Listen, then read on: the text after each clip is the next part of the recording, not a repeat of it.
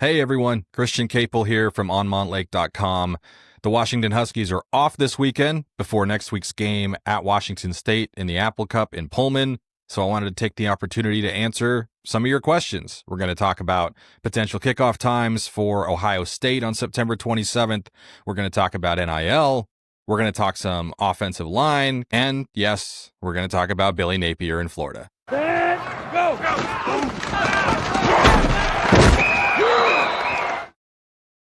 How about that? We got a bumper now.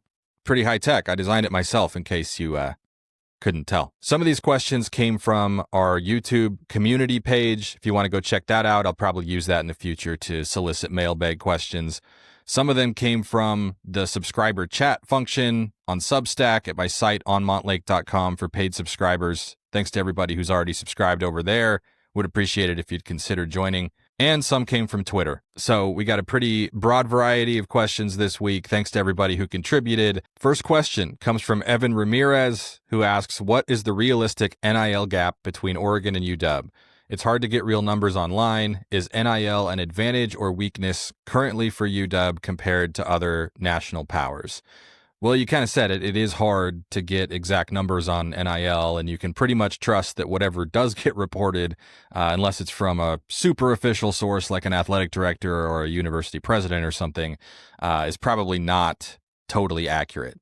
What I would advise for Washington fans is to stop evaluating NIL through the lens of the Oregon Ducks. Oregon has Phil Knight. Washington does not have a Phil Knight. But guess what? Most schools don't have a Phil Knight. The House settlement does level the playing field a little bit in the sense that Washington before was spending probably about $8 million a year in NIL money on its football roster. Well, now it's going to be able to spend about $15 million because that money can come directly from the athletic department. And every other Power 4 school, Oregon included, can do the same.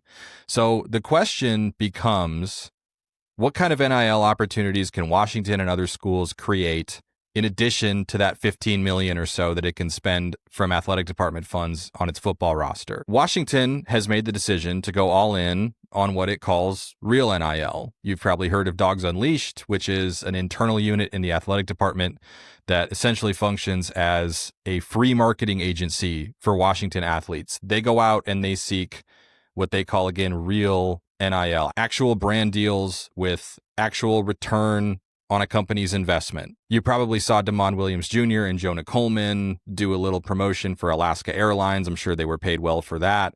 Washington wants to leverage a lot of its existing partnerships, especially with Learfield, which owns its multimedia rights. So they want to build NIL into as many of those deals that Learfield does as possible. And then the Dogs Unleashed team essentially spends its time going out, trying to find ways to connect UW football players and athletes of all sports with other companies, other brands who have marketing needs and might want to pay a UW football player or a UW athlete to help promote their product or brand. Washington feels strongly that because of its connection to the Seattle business community and because of how many Fortune 500 companies there are locally, that there will be ample opportunity for players to earn money on top of what they're guaranteed through these NIL licensing agreements. It's really just pay for play, but they still call it NIL in terms of the money they're getting from the school.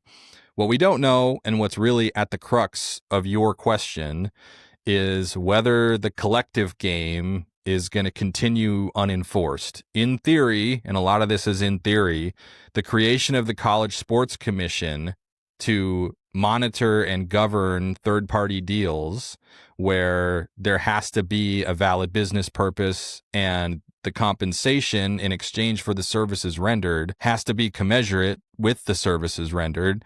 For example, if you're just paying a player to do an autograph signing or a charity appearance, it probably doesn't make sense for them to get a whole $1 million for that. That's the sort of thing they're trying to cut back on. From what I've heard, some schools are going to keep raising money and keep trying to pay players external of the so-called salary cap through the House settlement. And I don't know, hope that those deals either get approved, or if they don't get approved, at some point you're going to see this end up in court, right? Somebody is going to get told by the College Sports Commission, you, a private citizen, cannot pay this other private citizen this amount of money. And the person trying to pay the player that money is going to say, You can't tell me I can't do that. That's illegal. We live in a capitalistic society. If one person agrees that they're going to pay another person some amount of money, who are you to tell me I can't do that? There are going to be legal challenges to this. We don't know yet how viable it is for a collective to continue raising millions of dollars to pay players on top of the 15 or so million that football teams are going to be able to pay from athletic department funds.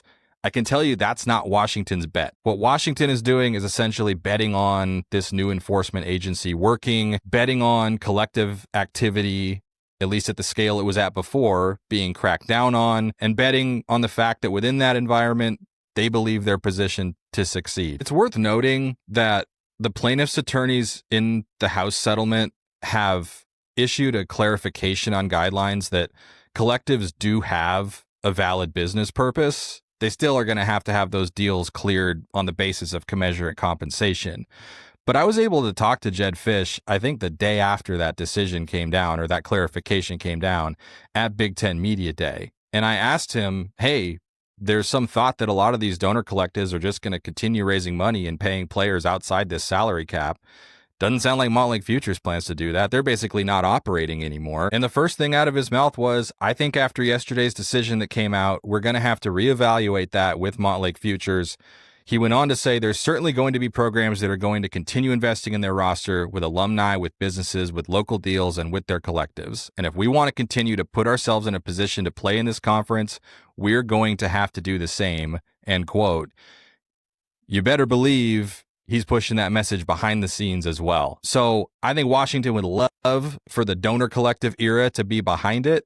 I'm not convinced that that's how they're going to be able to play the game long term. But until the College Sports Commission makes some rulings on these matters, and until some of these deals either get approved or don't get approved, or schools that are raising a ton of money outside the salary cap, remember they're not actually salaries, but they are, get punished for it, or it gets allowed, doesn't get allowed, until we have some data around that, it's hard to say what the NIL gap is between Washington and between Oregon, or between Washington and any other power program. Generally speaking, I kind of feel like Washington's a top, 15 or 20 program when it comes to NIL. They're not poor. They don't have a track record of like having their very best players, starting quarterback, starting running back, starting receiver, poached by programs paying more money. It's happened here and there, but for the most part, they've been able to pay to keep guys. Don't think for 1 second, for example, that no other schools came after Michael Penix during the offseason before the 2023 season, and that didn't get him a little extra NIL money. So where it's been necessary, they've been able, for the most part, to keep their guys. And as you're seeing in recruiting and in the transfer portal, they've been able, for the most part, to pay the money that they need to get quality veteran players to fill roster holes. So in theory, and that's a phrase you're going to hear me use a lot because we don't know how this stuff is going to work in practice yet, the House settlement should be a good thing for Washington when it comes to NIL money. They're going to max out their House allotment just like every other Power 4 program is. And in theory, that should create a more level playing field, and perhaps even a playing field tilted in Washington's favor if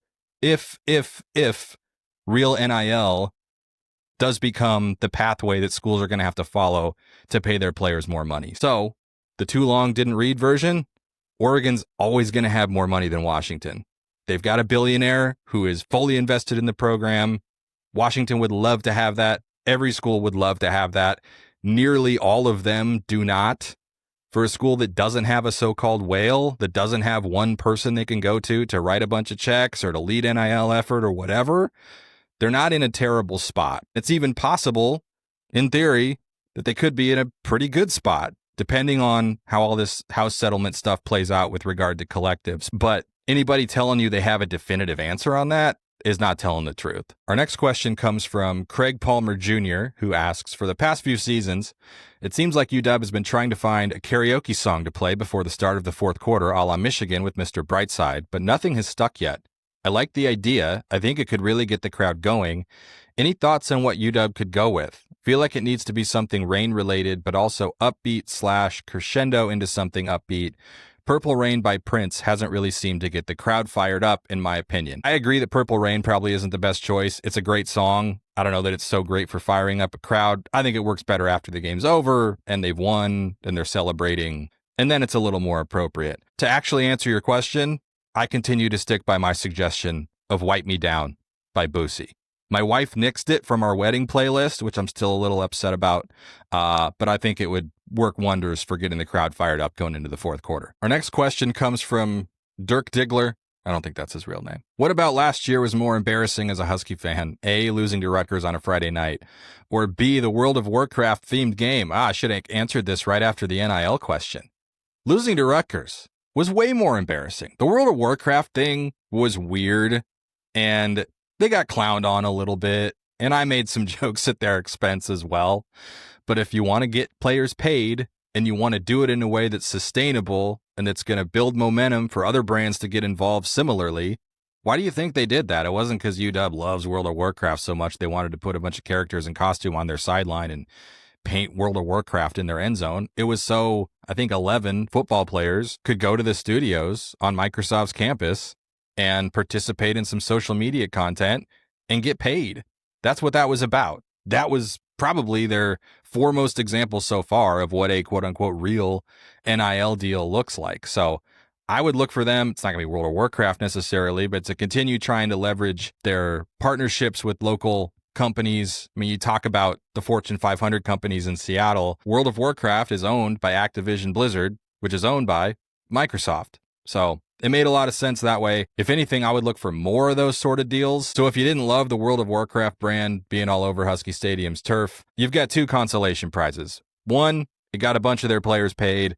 And two, they won the game that night to get bowl eligible. So that one should be a happy memory. Rutgers, not so much. Next question comes from Jerry. It says, say Rashid Williams is out all year and with surgery, that is a fair possibility. If he is, do they upgrade a receiver that would have redshirted to a non-redshirt season? The only candidate for that is Chris Lawson, because Raiden Vinesbright and Desmond Roebuck are top-tier guys for them who are now both starters. Redshirt's been out the window for them for weeks now. They've known for a while that those guys are both going to play this year. Chris Lawson is interesting. You've probably heard me say that he had the best spring of the freshman receivers, and I don't think that's really even much of an argument. Raiden Vinesbright was hurt for a lot of spring. Desmond Roebuck wasn't on campus yet. Marcus Harris has missed a lot of time with an injury, and Deji Ajose is not yet in the rotation. So you'd really just be looking at Chris Lawson. They got him on the field in the fourth quarter against UC Davis. He caught his first career pass, a 22-yard gain from Kai Horton. They took another couple shots downfield for him. Jedd Fisch kind of shouted out Chris Lawson post-game for getting his first college action. So, you know, it's still a competitive group. You've got Denzel Boston, Raiden Vinesbright, and Desmond Roebuck as your top line now.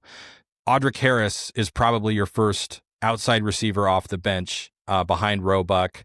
You've got Kevin Green Jr. in the slot. Justice Williams is a bigger body who's maybe a little further down the depth chart, but that's a guy who can play outside. We haven't seen Omari Evans, the senior transfer from Penn State, yet.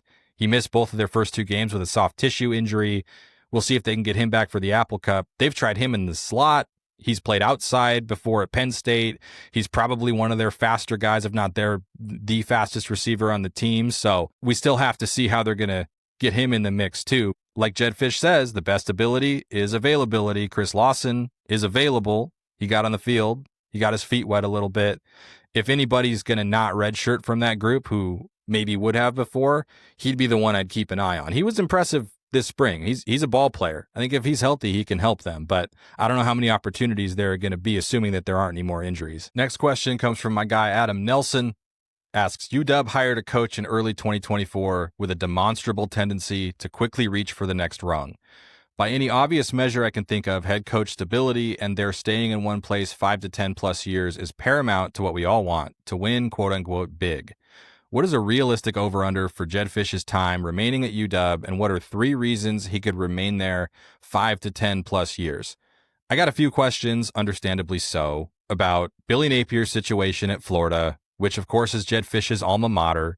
He worked there as a graduate assistant under Steve Spurrier in the late 1990s. He in fact chose to attend the University of Florida as a student without ever having played football, so he could try to work for Steve Spurrier. So if Billy Napier does get fired at Florida, and obviously last week's loss to USF is not a good start for them this year, especially with the brutal schedule they have coming up.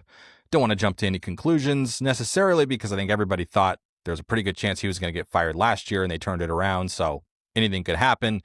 But understandably so, the situation at Florida has people wondering if Washington has a good enough season. Could Jedd Fisch wind up being a candidate at his alma mater? Rather than try to convince you that he would or wouldn't take that job, or that Florida would or wouldn't be interested in him, I picked Adam's question to answer because I think it's a lot more interesting than sitting here speculating wildly about whether Jedd Fisch should or would take that job, or whether Washington fans should or shouldn't be worried about it. Billy Napier's still the coach at Florida. Seems like chances are increasing that by the end of the year, he won't be. His buyout is about $22 million, I think, so it's not the easiest decision for Florida to make. But the case for Jedd Fisch being a candidate at his alma mater is pretty obvious, and I think we all know what the case would be for Florida being a step up from Washington. So I think it's a more worthy discussion, and at least more interesting, to try to make the case for why, setting aside the alma mater stuff, Washington's head coach would be better off staying at Washington than leaving for Florida. For that reason, I'm focusing on the last part of Adam's question, which is what are 3 reasons he could remain there 5 to 10 plus years. I'm not going to go that far. You never know when a job opens up that a head coach wants to leave for, or however his situation might change in the meantime. But if we're operating under the assumption that Jedd Fisch's ultimate goal in his career is to be an NFL head coach, I don't think he's said that, but he obviously reveres the pro level. He's coached in the NFL for a bunch of different franchises. I think he would covet that opportunity. If we do assume that that's where he's trying to go, I don't know that leaving Washington 2 years into this rebuild is going to give him a quicker path there. Think about it. He took one of the worst jobs in Power 5 at the time when he took the Arizona job. They were coming off an 0-5 pandemic season. They'd lost like 11 straight games. They had no juice. And the 2021 season reflected that. They went 1-11, probably would have been 0-12 if the Berkeley Health Department hadn't taken a bunch of Cal's best players off the field for that game. But from year 1 to year 2, they brought in the best recruiting class Arizona had had in years, a top 25 class somehow, despite having no results on the field yet, and a transfer class that helped them go from 1-11 to 5-7. And then that 2022 class, a bunch of whom played as true freshmen, were really good as sophomores in year 3. And what happened? They won 10 games. Their 3 losses were all close, and they beat Oklahoma in the Alamo Bowl. Jedd Fisch had a good thing going at Arizona. I don't think it was the easiest thing for him to leave for Washington. I think there's a world where Jedd Fisch could have stayed at Arizona a good long while. I think he loved it there. I think his staff loved it there. I think the players he recruited who are now at Washington loved it there. Jonah Coleman wasn't thrilled to leave Tucson, but Jedd Fisch wanted to coach in the Big Ten. Washington could pay him a lot more than Arizona could.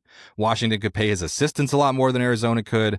And Washington has more NIL money to spend than Arizona does. Arizona hadn't gotten a contract extension done for him, so on and so forth.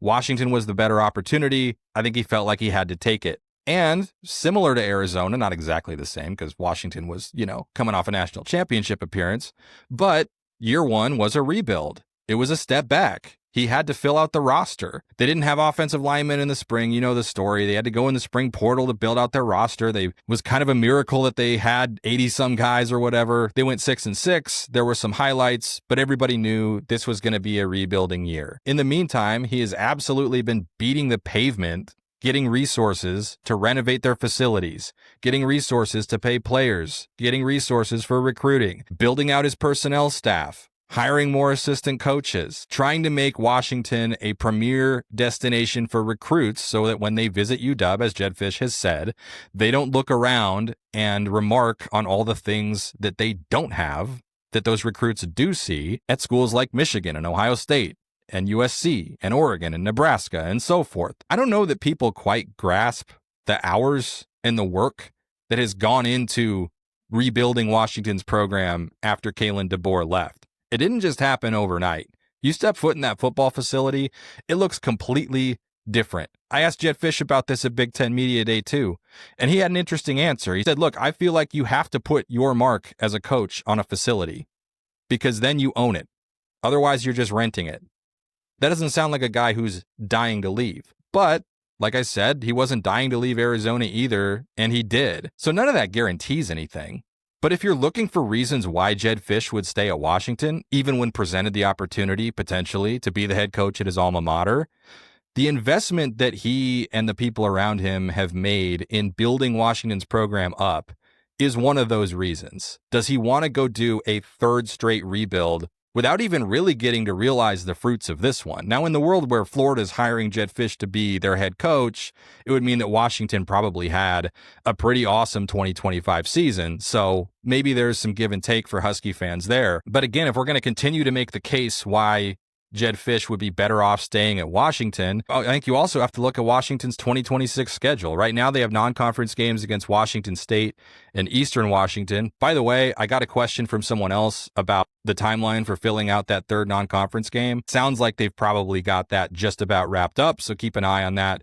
Things could always change, but it does sound like they will play a third non-conference game. Their Big Ten schedule, they go to Michigan State, they go to Nebraska, they go to Purdue, they go to USC, and then presumably their last game will be at Oregon.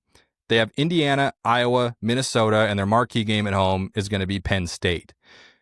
Not necessarily an easy schedule. Michigan State could be on the come up. Nebraska looks like they're better.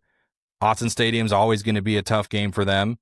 USC could be on the come up, and Penn State coming to Seattle. For all we know, they could be coming off a national championship. So it's not the easiest schedule, but I think you'd take this over what they played in 24 and 25. And if we assume DeMond Williams Jr. is coming back for his junior year after having a full year as a starter, the offensive line rebuild will be in year 3. They got a lot of young talent in this 25 class and some in this 26 class they're about to sign who could be on the field. There's a lot of reason to think that 2026 could be the year for Washington.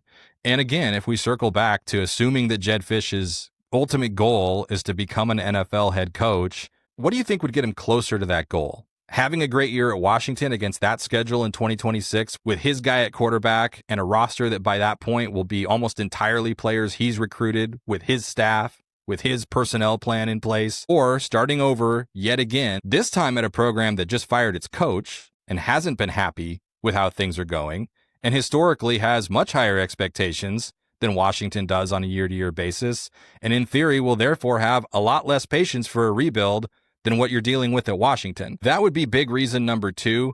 Reason number 3 is a little more nebulous, and if you're trying to poke holes in this argument, probably the one you'd seize on first. But Jedd Fisch has always just struck me as a Big Ten guy. Now, the obvious argument against that is that he literally attended school in the SEC and worked for Steve Spurrier, but he worked at Michigan. He worked at UCLA. He's now a Big Ten head coach. He clearly loves being in one of the Power 2 leagues. He stood at Husky Stadium and looked around and talked about how it was a dream came true that a kid from Jersey got a Big Ten head coaching job. Wow, I'm a head coach in the Big Ten. It's possible he would feel just as strongly about the SEC if he had a job there, but he's also talked about how he feels like there is now the equivalent of 60-some NFL head coaching jobs, right?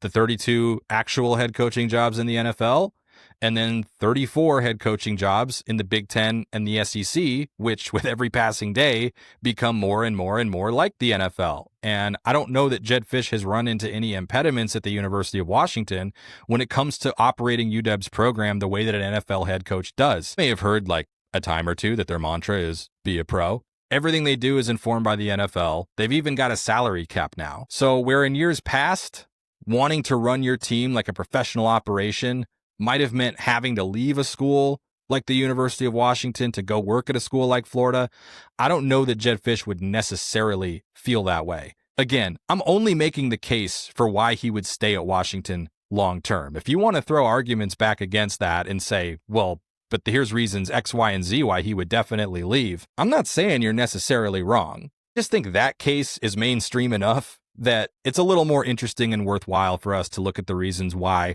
Washington's coach wouldn't necessarily bolt after 2 years for a job like Florida. I will say, I'm taking a big mental highlighter over those comments he made about NIL and collectives and, well, maybe we need to kind of like reevaluate Montlake futures and look at continuing to raise money and those sort of things. I think that more than anything will go a long way toward determining whether Washington will be an appealing long-term destination for Jedd Fisch or for any other head coach who wants to do this at the highest level and doesn't want to face any constraints when it comes to constructing his roster. This is where I'll pause to make a quick pitch. The reason I'm able to do this stuff on YouTube, the reason that I'm able to host Say Who Say Pod with Danny O'Neill, the reason I'm able to cover UW football the way that I do or at all is thanks to support from my paid subscribers at onmontlake.com. That's my site. It's hosted on Substack. Everything I do goes over there. Probably heard me say before, but I'm a writer first. I'm a reporter first. I'm a journalist. The YouTube thing is fun, but I make my money writing on Substack, writing at onmontlake.com. If you like what's going on the YouTube channel, if you like what's going on with the podcast, if you like that I'm able to be at Washington covering this team, talking to coaches, talking to players, bringing you truly journalistic insights, I'd appreciate it if you'd consider joining our community of more than 2,000 paid subscribers at onmontlake.com. Everything I write is behind a paywall over there. A paid subscription gets you access to all of it. Hari Kishan Nanduri asked, what are your thoughts about UW scheduling big-time Power 4 non-conference Week 1/Week 2 games in the future instead of playing cupcakes? Those will likely be nationally televised, and UW can likely win some of them. It's a fitting time to ask this question with the Apple Cup coming up because all of this hinges on the Apple Cup. You've probably heard me explain it on the podcast before, but it is worth repeating that Washington must have 7 home games. Their entire financial model for their whole athletic department, in fact, is built around them having the revenue that is associated with playing 7 home football games. So with that being the case, in years where they have 5 Big Ten home games and 4 Big Ten road games, they have room for 1 non-conference road game. Right now, they're committed to that non-conference road game every other year being at Washington State in Pullman. They play there this year. It's in Seattle in 26. They go back to Pullman in 27.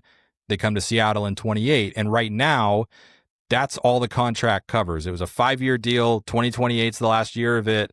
And between now and then, we'll see if they end up renewing it. But this is one of the questions that factors in, right? Is, are you okay with your only non-conference road game every other year being the Apple Cup? Or do you make what would be a painful decision to walk away from it so that you can schedule games like, Tennessee, which they have a home and home with on the schedule for, I think, 2029 and 2030. So as long as they're playing the Apple Cup and as long as they're playing the Apple Cup on campus, alternating each year like it has been forever, even if you got a big time opponent to come out to Seattle, they're not going to do that without a guaranteed return game. And right now, there's just not room on their schedule to build in another non-conference road game. One alternative would be kind of like you saw Washington against Auburn in 2018 in the Chick-fil-A kickoff. That was a neutral site game with a large financial guarantee for each team. I think it was $6 million each in 2018. So if you can arrange a neutral site game where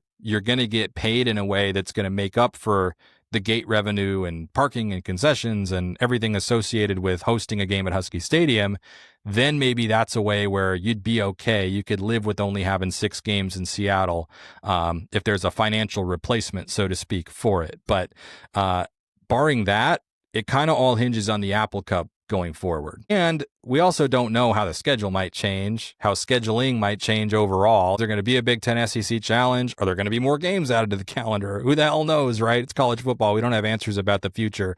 Right now, though, it all hinges on the Apple Cup series as far as Washington's ability to schedule other quote-unquote big-time non-conference home and homes or road games. Next question comes from Vu, who asks, if this year's Denzel Boston was on the 2023-2024 team, where would he be in the pecking order at receiver? Well, as a redshirt freshman, he was their number 5 guy, but positionally, he was behind Rome Odunze.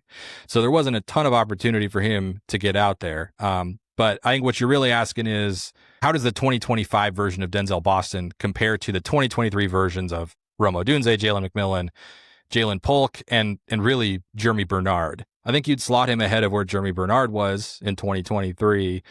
does he give you more than Jalen Polk? Wind up being a second-round pick? Probably. I mean, if we're thinking that Denzel Boston could be one of the first receivers off the board, there's a lot of mock drafts that have him as a first-rounder, which Rome Odunze obviously was, but neither Polk or McMillan were, although McMillan dealt with an injury his last year, which I think kind of hurt his stock a little bit. Those three guys all had such different skill sets, right? Like Rome Odunze was your big, strong, fast, like classic number one X receiver. McMillan and Polk both had skills to play in the slot, and within Kalen DeBoer and Ryan Grubb's offense, they could move all three of those guys around, line them up wherever with pre-snap motions, depending on what sort of matchup they were trying to get based on what the defense was showing them. So, if you're deciding between those three and 2025 Denzel Boston, I think my answer would be someone would transfer, but I think you'd find a way to get him in the starting lineup and still play Jalen Polk a lot. I mean, let's just say that'd be a good problem for them to have. Next question comes from Mark Miller, who asks, if Jacob Manu comes back and is ready to play, do we know which spot he's better suited to play, or do you think the inside linebacker spots are interchangeable? I think they're interchangeable enough that you're going to put your two best guys in that room out there. Like, I don't think there's an instance where, gosh, Buda Alukta is clearly number one and Jacob Manu is clearly number two, but he can't quite do the same things at the same position that Devin Bryant does. I think if he got healthy enough to help them, healthy enough where he was cleared and they felt like he'd be a value add to the room, and or he wasn't going to exceed the 4-game limit, because I think that a red shirt is still very much on the table for him, I think they would just do whatever made sense in terms of who are the best 2 guys, who are the best 3 guys, who are the best 4 guys, and sort the rotation accordingly. I know that Alukta and Devin Bryant have slightly different skills, but what was interesting to me was hearing Jedd Fisch say just this week, actually, answering a question about kind of what they thought of Buda Alukta on tape last year when they were scouting and preparing to play Washington State.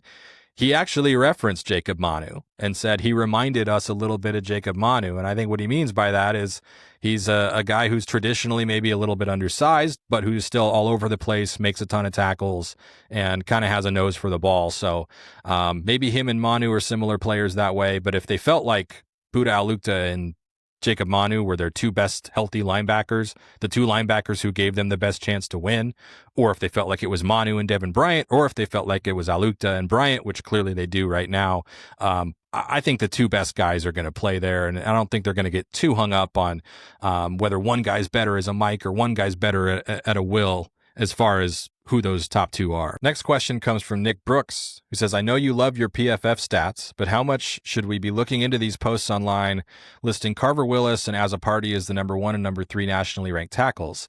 On the one hand, they played a really weak schedule, but so have a lot of teams. I want to be excited, but not too overblown. We have a lot of nationally ranked guys on offense per PFF. Nick, that feels like a personal attack, man. I love my PFF stats. I like them. One slight clarification I'd make is that I've seen this tweet. I'm pretty sure it was only referring to players from West Coast schools, but the point still stands, right? Carver Willis and Drew Azzopardi both rank very high in terms of their PFF performance through 2 games. What I would say is, if you were operating under the assumption that Washington's offensive line is way better in 2025 than it was in 2024, and you were to ask the question, okay, therefore, what should that line look like against Colorado State and against UC Davis? I would say the way that they played is what it should look like. You can only play who's lined up across from you. You can only play who's on your schedule. And I think rushing for 283 yards against Colorado State and then helping them score a touchdown on literally every offensive possession, first string or second string, against UC Davis suggests that they're doing what they're supposed to do. Like, I'm not sure they could have looked a whole lot better through these first 2 games, aside from maybe a couple misses in pass protection that Carver Willis talked about a little bit in the Colorado State game. Maybe there's been some pressure on Damon Williams Jr. that you don't love from that caliber of opponent, but I think they've been dominant in the run game. I think even as a true freshman, John Mills has clearly been a value add. I think Drew Azzopardi is obviously better than he was last year. And I think overall, across the board, they're a better O-line. Does putting up awesome PFF grades against UC Davis mean they're definitely going to be really good against Ohio State and Illinois and Michigan and Oregon? No. We won't know how they're going to do against those schools until they play them. But through 2 games, in terms of what's actually controllable for them and what data we actually have to work with, they've done just about everything they can do. So I think they should be pleased with the way they've performed through 2 games. I also don't think it means a darn thing in terms of how they're going to be against Big Ten competition. We won't know until we know. Speaking of Ohio State in particular, and I got a few questions along these lines from Tyler Matthews, looking ahead to September 27th, what's your prediction for kickoff time and TV network when Ohio State comes to Montlake? We know it's not going to be 9 a.m. Pacific time. Big noon can't happen that early at a West Coast stadium. And we know it's not going to be in the 4 or 4:30 window, most likely because Penn State and Oregon is on NBC and Peacock in that window. I won't be the first person to make this guess. I think this is kind of the consensus prediction at this point, but CBS at 12:30 p.m. Pacific time feels like the most likely to me. I don't think you're ever going to see the Big Ten schedule a school like Ohio State, Michigan, or Penn State for a late kick on the West Coast. They gave it to Michigan State, I know, coming out to play USC, but Michigan State ain't Ohio State. So this is not going to be a night game. It's not going to be an early morning game. It's always kind of felt like 12:30, 3:30, 4:30 were your only options. I don't think it's going to end up going up against Oregon, Penn State. At this point, I'll be surprised if it's not a 12:30 kick, and it feels like CBS would probably be the TV assignment. Next question comes from Todd Shaver, who asks, what are 2 or 3 wrinkles or packages you think we might see for the Ohio State game, i.e. running the option, more disguised stunt packages, etc. I get that you might not be able to share things you've seen in practice, but whatever you can share / speculate. Well, I can't share a single thing I've seen in practice, Todd, because we don't get to watch practice during the season. That's just a fall camp thing. As for wrinkles, I don't know. Maybe more design runs for Damon Williams Jr. Like, he's gotten out and picked up a ton of yardage with his legs so far, but it's almost all been on design pass plays where nobody's open or something breaks down or he gets flushed from the pocket and he takes off. Been a couple design runs in there, right? A 28-yard run up the sideline against Colorado State was a designed run, but understandably so. I mean, against a Mountain West team and an FCS team, they haven't exactly been calling his number a ton in the run game. With as much as Jedd Fisch talks about how much he likes that Damon Williams Jr.'s running ability forces the opponent to have to account for another gap in the run game, I wouldn't be surprised if they try to leverage it and put it to a little more use against a team like Ohio State that is so fast and so strong and so talented and so athletic defensively. You saw what they did to Texas. I think Washington's going to have to get really creative offensively against a really skilled defense and against a skilled defensive coordinator in Matt Patricia. So I'd be looking for Damon Williams to be used in some more creative ways. I wouldn't be surprised too if they tried to utilize the speed on the edges a little bit of somebody like Jordan Washington, who's their number 3 running back, or maybe somebody like Amari Evans, who you haven't seen yet, right? And maybe he gets a little more involved in the end-around game, trying to stretch things sideline to sideline, as well as relying a ton on Jonah Coleman, which I think they're going to do in every game all year. So I wouldn't be surprised to see some more exotic looks defensively either. I think things have been pretty straightforward so far. They haven't needed to dial up a ton of like really clever blitzes. They haven't blitzed much. Other than that, and really even including that, I'm just guessing because their practices are behind closed doors, and in some ways, your guess is as good as mine. Next question comes from KC Masterman, who asks, after 2 games, what are a few things that have surprised you and a few that are concerning about the team? I don't know how surprised I've been by anything necessarily. I kind of expected their offense to be dominant against Colorado State and UC Davis, and it has. Maybe one concerning thing I would point to, and I mentioned this in my day after story at onmontlake.com, is that you look at the advanced metrics from a 70-10 win over UC Davis, and as expected, Washington has a huge advantage in basically every metric except for run stuff rate. I think it was 5%, and that's the rate at which you tackle ball carriers either at or behind the line of scrimmage. You've not seen a ton of push on the interior against the opponent running game.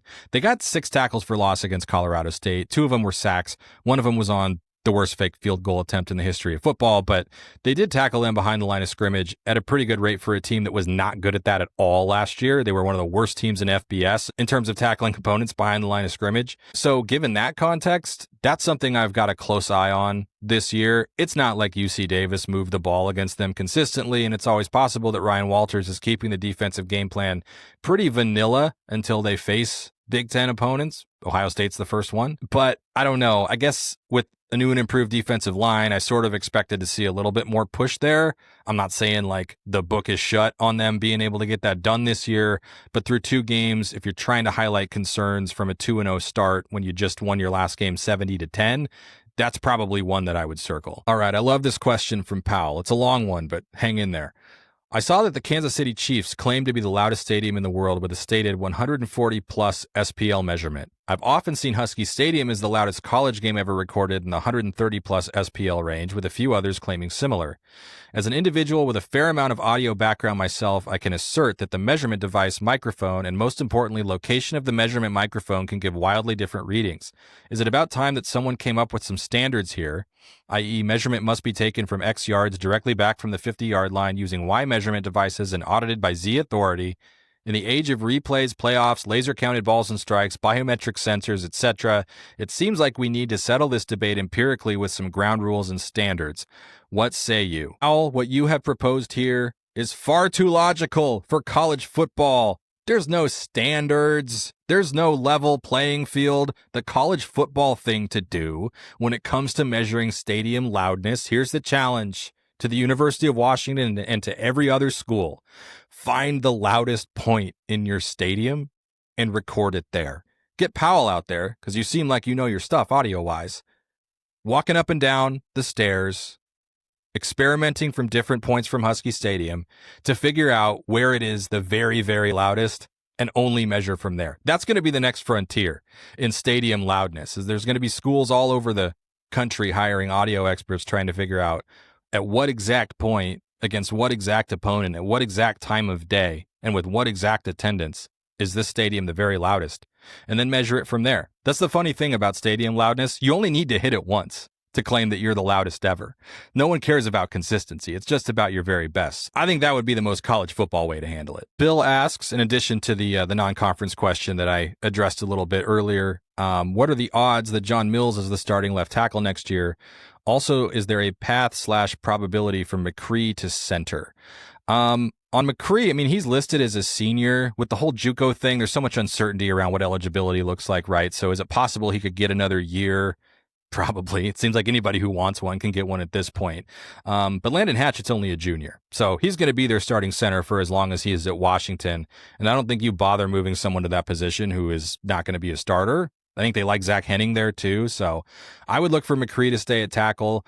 And yes, I am pretty much expecting John Mills to move out and be their starting left tackle next year. I think he's got the body for it. I think he's got the skills for it. I think he's got the nastiness for it. And I think they like Paki Finau at guard, and they feel like Champ Talealea has a strong future at guard as well. So you're losing a senior left tackle in Carver Willis and a senior right guard in Garen Hatchett.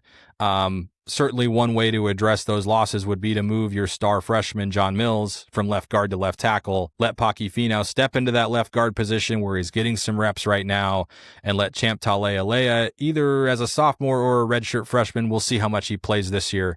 He is a backup. He is on the depth chart. He played against UC Davis, but not in their opener, so we'll see if they hold him back or try to get him out there. But I think you could be looking at a starting guard duo of Finau and Talealea. I think they'd feel pretty good about that. With John Mills at left tackle, Drew Azzopardi could be coming back as a fifth-year senior at right tackle. He's off to a good start this season. And again, Landon Hatchett would be a senior at center. So right this second, I think that's your most likely starting O-line. Could a true freshman like Cody Green, five-star tackle in the 26 class, could he get involved right away? It's always possible. Certainly they like to play freshmen. But right this second, I think you're probably feeling pretty good if that starting five is your five guys for the 26 opener. This is a fun one from Dusty. He asks, how do I get your job? I'm 16. I wish I had better advice for young people trying to get into the journalism / media / content creation game. I'm almost 38 years old. If you're 16, Dusty, you probably know better than I do at this point. I will say, I clicked on your channel. You got over 1,000 subscribers. You're already making NHL cut up highlight videos. You're off to a way better start with the multimedia stuff than I was at your age. Now, granted, YouTube wasn't what it is now when I was 16 years old, which kind of cringing thinking that was 22 years ago now, but you're on the right path, frankly. If you want to have a job like mine, you got to build as many different skills as you can. I would have loved to spend my entire career just as a writer. That's my passion. It's my favorite thing to do professionally. It's what I've always wanted to do. And I'm thrilled that I made a career doing it and that I still get to do it. And that there's a critical mass of people who are willing to pay to support that work. But I also host a podcast and I'm also on YouTube now because I know that that's where things, even to say are headed, is probably not accurate. That's where things have been headed. I'm probably late to the game. So you're off to a good start just embracing the tools you have at your disposal, right? I don't know if you plan to go to college or not, but if you do, you're going to go in there already having video editing skills and already knowing how YouTube's backend software works and already knowing how the algorithm works and already having some experience building an audience of people who come to you for a certain brand of content. So my advice would be to keep at it and also to choose a lane, right? You want to build a diverse array of skills, but you also want to be the person who's known as the whatever guy, right? I'm not sitting here talking to you about all of college football. I'm not sitting here talking to you about football and baseball and basketball and hockey. I'm sitting here talking to you about the University of Washington's football program. And even on my site, a lot of people already know this, but it's really just football. The University of Washington has a ton of different sports. I've covered men's basketball in the past. I like college basketball. I loved covering the team, but I made a decision that I'm going to be in a very narrow lane and put all of my effort into one niche, and that's UW football. And I think that's what you've got to do in order to build a dedicated following. The other answer to the question is, I've been doing this a long time now, right? I grew up going to Husky games. I attended the school. I've got a lot of historical data kicking around in my brain, and that helps inform my perspective too. So you don't want to pigeonhole yourself, but the earliest age where you can really get hooked into one niche and build expertise and build credibility and build a following about that thing, the older you get and the more you advance throughout your career, the more credibility you're going to have and the more historical perspective there's going to be behind your voice as you get into this thing. So if this is the path you're going to follow, Dusty, I wish you the best of luck. I think you're off to a great start. Keep working hard. For those of you who are just here for UW football, I did want to keep these last two sort of more career-related questions for last, but I do appreciate both of them. And the last question for today comes from Bernie, who says, hopefully not too late. What's your routine during the game? Are you actively writing/outlining, taking notes? I know you're on the field for some of the final minutes. When do you actually get to writing? The utter privilege of being my own boss and owning my own site is that I have no print deadline. I have no deadline at all. So for the most part, in fact, almost always, I don't write a word during the game. That's not the common thing in my profession. When I worked at a newspaper, and still to this day, people who work for newspapers, a lot of the time, especially with these super late kickoffs, you got to file your whole damn story the second the game ends before you go fight the crowds to go down, do post game. I pour one out for those guys, man. That's a lot. That's hectic. I've been there. I remember those days. I don't envy them. Even at The Athletic, that was a nice privilege to have, right? Our editors weren't stressed about deadline and having something up immediately. I think that's kind of changed, unfortunately, but I didn't write a word during the game. I focused on paying attention, observing, taking notes, and then afterward getting as much interesting stuff, whether that was interviews with players and coaches, seeing stuff on the field, seeing stuff on the sideline, hearing stuff on the field and the sideline, to write the most interesting story possible from whatever happened during the game. So that's sort of my process on game day. Like I said, working at a newspaper, it's a hell of a lot harder. Those late kicks, man, newspaper deadlines are actually so early now. I'll tell you this, when I was at the News Tribune, in my last year there was 2017, so this is even going back a ways now. The late kicks, I actually didn't have a print deadline because we'd already blown print deadline.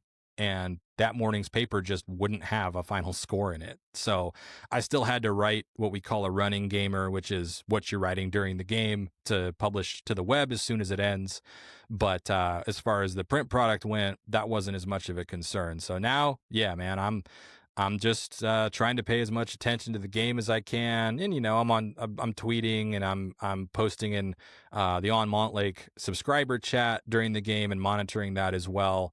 But as far as the actual writing goes, now this ends up meaning that I'm probably leaving the press box a lot later than I used to, but I do try to save all of it for after the game, after interviews, and so I go into my story with a blank slate and 100% of the information I'm going to use to write that story. Thanks so much to everybody who asked a question, whether on Twitter, whether at On Montlake, whether on the YouTube community page. Stay tuned there for more in the future. If you like this video and haven't subscribed to the channel yet, we're coming up on 2,000. I'd love it if you'd help me get there. I'd love it if you'd click like, if you'd leave a comment, and I'm required to say click the notification bell so you don't miss a video. I'd really appreciate it as well if you'd check out onmontlake.com. Paid subscriptions there are the entire reason I'm able to do any of this. It's the best job I've ever had. It's thanks to support from everybody who reads, listens, and now watches. Thanks so much for checking this one out. Enjoy the bye weekend. I'll talk to you soon.